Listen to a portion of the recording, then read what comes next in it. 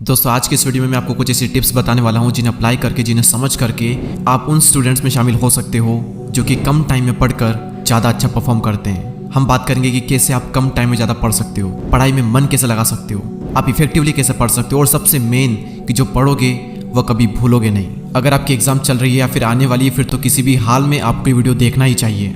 और ना सिर्फ एग्जाम टाइम में बल्कि लाइफ के हर क्षेत्र में ये वीडियो आपके बहुत ज़्यादा काम आएगा। अगर इस वीडियो का एक मिनट भी आपने मिस कर दिया तो बाद में बहुत पछताओगे।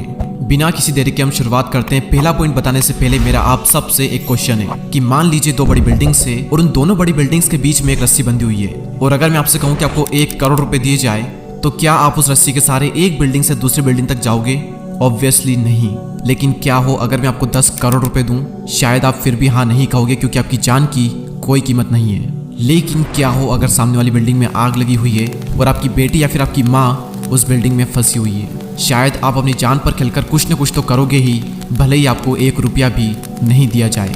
ऐसा क्यों हुआ कि पहले आपको 1 करोड़ 10 करोड़ मिल रहे थे, आप फिर भी नहीं चल रहे थे, लेकिन बाद में आपको 1 रुपया भी नहीं मिल रहा था लेकिन फिर भी आप चलने को तैयार हो? क्योंकि आपका जो वाई है वो बहुत स्ट्रॉन्ग है, एक इमोशन वहां पर जुड़ गया है। ज़्यादा देर पढ़ाई करने से भी मुश्किल काम है पढ़ाई के लिए बैठना। और ऐसा भी कई बार होता है कि हम पढ़ने तो बैठ जाते हैं लेकिन थोड़ी देर बाद हम बोर होने लगते हैं और इसका कारण यह है कि अभी तक आपका वाई क्लियर नहीं है कि आखिर आप पढ़ क्यों रहे हो, आपको पता ही नहीं है। और यही हमारा पहला पॉइंट, फाइंड योर वाई। आपको सबसे पहले अपना वाई क्लियर करना होगा कि मुझे पढ़ना क्यों है। अपनी पढ़ाई को किसी स्ट्रॉन्ग इमोशन के साथ में जोड़ दो क्योंकि इमोशन आपसे वो करवा सकते हैं जो आप कभी सोच भी नहीं सकते। तो आपको कुछ न कुछ ऐसा करना पड़ेगा जिससे कि आपकी पढ़ाई आपके इमोशन से कनेक्ट हो जाए। जिस दिन आपकी पढ़ाई आपकी इमोशन से कनेक्ट हो गई उस दिन से आपका दिन भर पढ़ने का मन करेगा। सेकंड पॉइंट है स्टार्ट विद सम इंटरेस्टिंग और एन ईजी। एक बहुत ही अच्छा नियम है जो कि हम सब पर अप्लाई होता है। काम करने की इच्छा जगाने का सबसे बेस्ट तरीका है काम करके इच्छा जगाना, और पढ़ाई करने की इच्छा जगाने का भी सबसे बेस्ट तरीका है पढ़ाई करके इच्छा जगाना।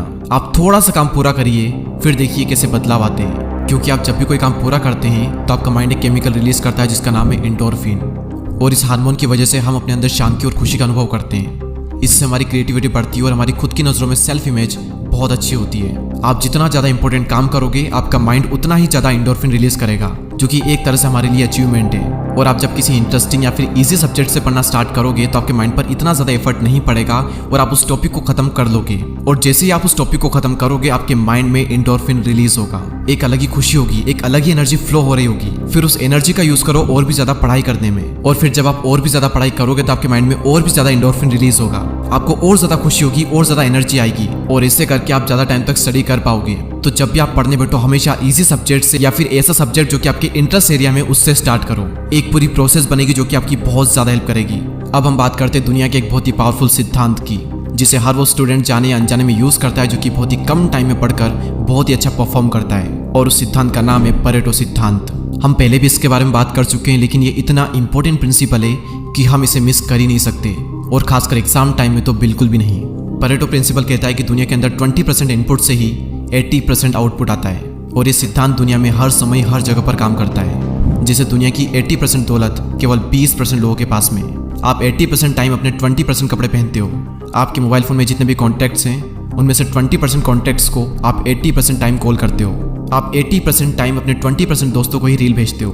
आपको अपने 20% दोस्त या रिलेशन ही आपको 80% खुशी देते हैं। हमें 80% टाइम जो स्ट्रेस होता है वो 20% कारणों की वजह से होता है। 80% टाइम हम टीवी पर 20% चैनल्स देखते हैं, और सबसे बड़ा एग्जांपल इस चैनल पर अब तक 23 करोड़ व्यूज हो चुके हैं लेकिन 80% लोगों ने देखकर सब्सक्राइब नहीं किया है। आई होप कि आप इन 80% में नहीं हो। अगर हो तो प्लीज सब्सक्राइब करिए और इस आंकड़े को बदलिए। और इसे ना जाने कितने एग्जाम्पल्स हैं, स्क्रीन पर आपको एक लिस्ट दिख रही होगी, आप वीडियो को पॉज करके आराम से देख सकते हो। ये रूल जिंदगी के हर क्षेत्र में अप्लाई होता है। अब इससे हमें क्या सीख मिलती है, हम इसे कैसे अप्लाई कर सकते हैं? ध्यान से सुनिएगा। आपके सिलेबस का 20% आपको 80% दिला सकता है। आप 20% मोस्ट इंपोर्टेंट निकाल लें और बहुत ज़्यादा पॉसिबिलिटीज़ है कि 80% उसी में से आएगा।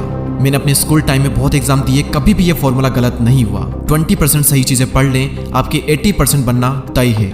और अगर आपको पूरा सिलेबस खत्म करना भी है तो अच्छी बात है, लेकिन पहले 20% को पढ़कर खुद को सिक्योर कर लो, उसके बाद में बाकी के बचे हुए 80% पर फोकस करो। अब हम बात करते हैं 4th पॉइंट की, और वो है don't waste your golden hour. Psychology के अनुसार जब भी आप उठते हो तो उसके 1 घंटे बाद तक के समय को गोल्डन आवर कहा जाता है, और गोल्डन आवर डिसाइड करता है कि आप किस एफिशिएंसी के साथ में पूरे दिन पढ़ोगे। मैं आपको सुबह जल्दी उठने के लिए नहीं कह रहा हूँ, मैं कह रहा हूँ कि आप जब भी उठो उसके 1 घंटे बाद का जो टाइम है उसका जितना हो सके उतने अच्छे से यूज करें। उस टाइम फोन, दुनिया भर की बातें, सब कुछ छोड़कर मुश्किल सब्जेक्ट पढ़ो, क्योंकि उस वक्त एनर्जी इतनी हाई होती है, कंसंट्रेशन इतनी हाई होती है कि मुश्किल सब्जेक्ट भी आसान लगता है। उस वक्त आलस नहीं आते, नींद नहीं आती है। मैंने भी अपनी लाइफ में गोल्डन आवर का बहुत यूज किया है और मैं चाहता हूं कि आप भी इसका यूज करें। तो जब भी उठें उसके 1 घंटे बाद तक का जो समय है उसका पूरा यूज करें। अब हम बात करते हैं पॉइंट नंबर 5 की, और पॉइंट नंबर 5 है पार्किंसंस लॉ। पार्किंसंस लॉ कहता है कि किसी भी काम को कंप्लीट करने में आपको उतना ही टाइम लगता है जितना टाइम आपको उस काम को पूरा करने के लिए दिया गया है।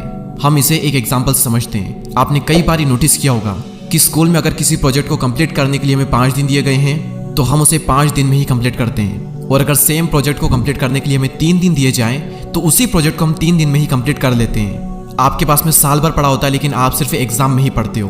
दुनिया के 90% लोग बिजली का बिल आखिरी तारीख को या फिर आखिरी तारीख के 1 दिन पहले भरते हैं। इसीलिए जो भी आप पढ़ रहे हो, जो भी काम आप पूरा करना चाहते हो, उसके लिए आप एक डेडलाइन सेट कर दो। और याद रहे, डेडलाइन जो है वो ज़्यादा लंबी नहीं होनी चाहिए, वरना आप टालते रहोगे। जो काम आप 10 दिन से नहीं कर रहे थे वही काम आप 1 दिन में ही कर दोगे अगर डेडलाइन सामने है तो। इसीलिए हर काम में डेडलाइन सेट कर दो। इससे हमारे माइंड में इमरजेंसी क्रिएट होगी और एक अलग एनर्जी का फ्लो होगा जो आपसे कम टाइम में भी ज़्यादा काम करवाएगा। 6th point, active recall plus spaced repetition.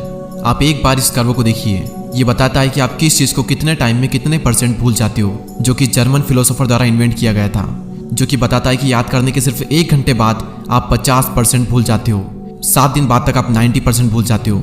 इसीलिए ये ज़रूरी है कि आप जो भी पढ़े उसका रिकॉल करें, उसका रिवीजन करें। जब भी आप कोई सा भी टॉपिक पढ़ते हो और जो कुछ भी आपने पढ़ा है, एक बार बिना देखे खुद को उसे एक्सप्लेन करें। तो एक बार जब आप पढ़ो तब रिवाइज करो, एक 10 घंटे बाद, एक 3 दिन बाद और एक 7 दिन बाद, और फिर हर 20 से 25 दिन में एक बार रिवाइज करें। उसके बाद लंबे टाइम तक आप उस चीज़ को भूलोगे नहीं। और इसीलिए कहा जाता है कि रिवीजन मेक्स डिवीजन। और रिवीजन के टाइम पर एक मिस्टेक्स है जो कि ज़्यादातर लोग करते हैं, और वो ये कि वो पूरा टॉपिक पढ़ने लगते हैं। आपको बस मेन जो कॉन्सेप्ट है वो पढ़ना है, और उसमें कुछ मेन कीवर्ड्स हो सकते हैं जो कि आपने हाईलाइट कर रखे हैं। आपको सिर्फ वो पढ़ना है, पूरा पढ़ने की कोशिश ना करें। और लास्ट में एक बोनस टिप देना चाहूँगा कि रात में ऐसे सब्जेक्ट को पढ़ें जिससे कि आपको रटना ना पड़े, जैसे कि मैथ्स एंड फिजिक्स, क्योंकि जब आप इनकी प्रॉब्लम्स को सोल्व करोगे तो आपका जो ब्रेन है वो पूरा एक्टिव रहेगा और आपको नींद नहीं आएगी। और दूसरे सब्जेक्ट जैसे कि बायो, इंग्लिश, हिंदी, इन सब को आप दिन में पढ़ सकते हो, क्योंकि इन सभी सब्जेक्ट्स में हमें रटना पड़ता है, हमें याद रखना पड़ता है। और दोस्तों कमेंट करके बताएं कि क्या आप इस वीडियो का पार्ट 2 भी चाहते हैं, जिसमें मैं आपको इसी तरीके से कुछ और भी स्टडी टिप्स बताऊं। अगर हाँ तो कमेंट सेक्शन को भर डालो पूरी तरीके से। मैं और मेरी टीम बहुत मेहनत कर रही है आप सभी के लिए, ताकि एग्जाम टाइम में आपकी हेल्प हो सके। तो इस परेटो सिद्धांत को रिप्लेस कर दो, 80% लोग सब्सक्राइब कर दो और 20% रहने दो। तो आज सब लोग सब्सक्राइब करो ताकि आंकड़ा बदल सके और नेक्स्ट वीडियो बनाने के लिए मैं और भी ज्यादा एनर्जेटिक रहूं। तो अगले वीडियो में फिर मुलाकात होगी, तब तक के लिए जय हिंद, जय भारत।